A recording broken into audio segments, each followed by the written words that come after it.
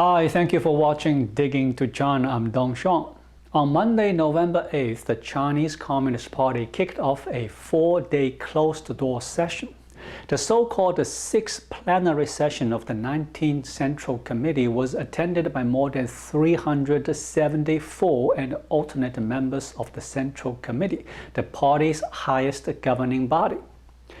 Those attending the session hold the country's most important offices and include members of the party leadership, ministers, regional party chiefs, senior generals, and the executives of the state-owned conglomerates. As General Secretary of the Communist Party, President Xi Jinping led the session, which is one of the most important political events in China and a common venue for the party to make consequential announcements. Xi likely addressed the different groups as well as the General Assembly, but his remarks won't make public in the near future. Like most things in Chinese politics, the agenda is top secret and only revealed in a communique afterward, with any squabbling and infighting edited out. A plenum has been convened at least once a year since 1977, a year after Mao Zedong's death. Depending on the agenda, some last only a day, while most take no longer than 5 days. The current 19th Central Committee was elected in 2017 and will sit until next year's National Congress, when a new committee will be appointed. Each committee usually holds 7 plenary sessions during its 5-year term. The first plenum picks Politburo and a standing committee. The second plenum confirms key roles in State Council. Third plenum focuses on economic policies. Fourth plenum is about CCP governance and party buildings. Fifth plenum would draft the 5-year development plan.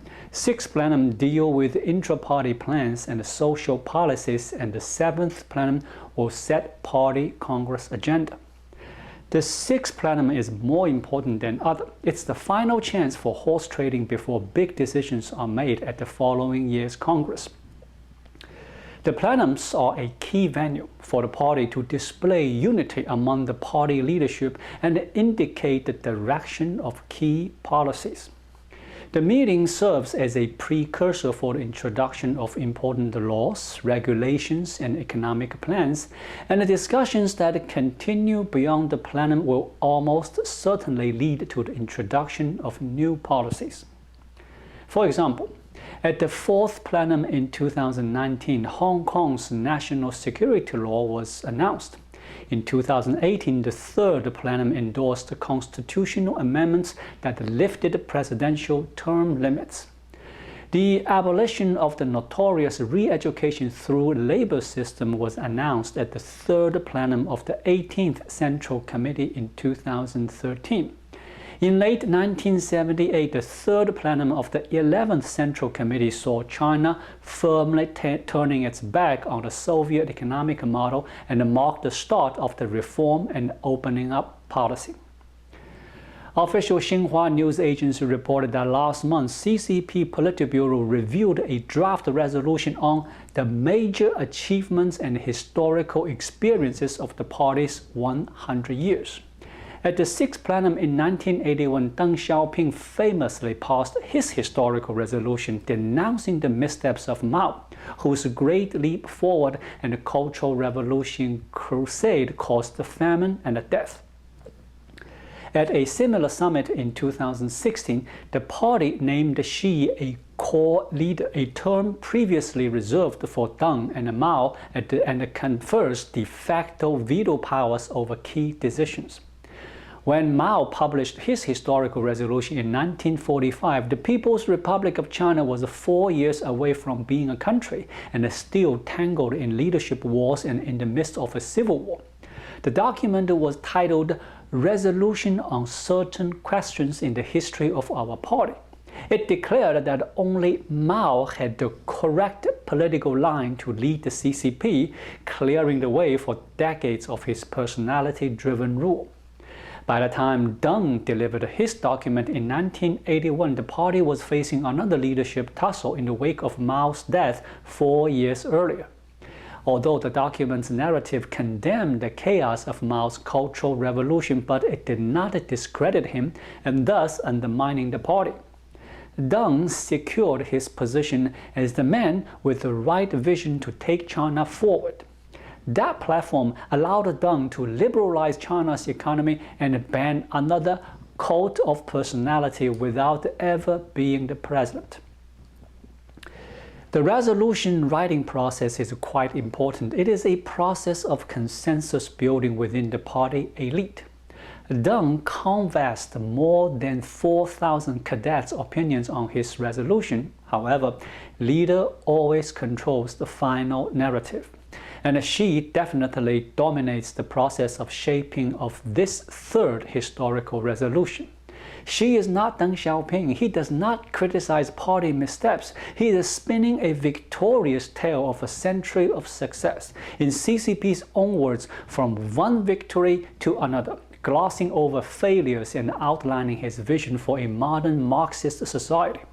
The Politburo meeting last month declared the great rejuvenation of the Chinese nation a historical inevitability, and Xi, the party's People's Daily newspaper, said, offering clues at the resolution's content. Presenting a story of never-ending success requires Xi to embrace the contradictory policies of Mao and Deng, ignoring the scores of events such as the Great Leap Forward and the Tiananmen Square massacre, and present his own ideology as the natural next path. Xi is reviving the personality cult Deng despised.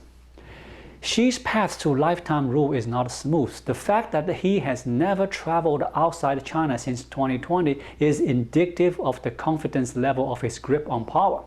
I bet Xi has spent his time to prepare for the 6th plenum, an exhaustive process of consultation and consensus building. Xi is no doubt leaving little to chance in his continuing effort to consolidate his rule and root out potential naysayers. Xi is also facing challenges. These challenges have been exposed in recent months by the near collapse of Evergrande, China's biggest property developer, and the power generation shortages and blackouts. On top of all this, China's economy has been slowing in a manner that will be concerning Beijing's central planners, and the Chinese population is beginning to shrink. Xi is already on his way to redistribute the nation's wealth to build a fairer Marxist society. His Common Prosperity campaign wiped out the $1 trillion of the value of Chinese stocks globally in July and impacted the business of everyone from delivery drivers, after-school teachers, to tech giants and celebrity, with major fallout for global investors. Xi provided more than a hint that he plans to be around for quite some time. He set 2035 as a target for the realization of his efforts to correct China's income inequality and achieve his goal of providing more equal access to basic services.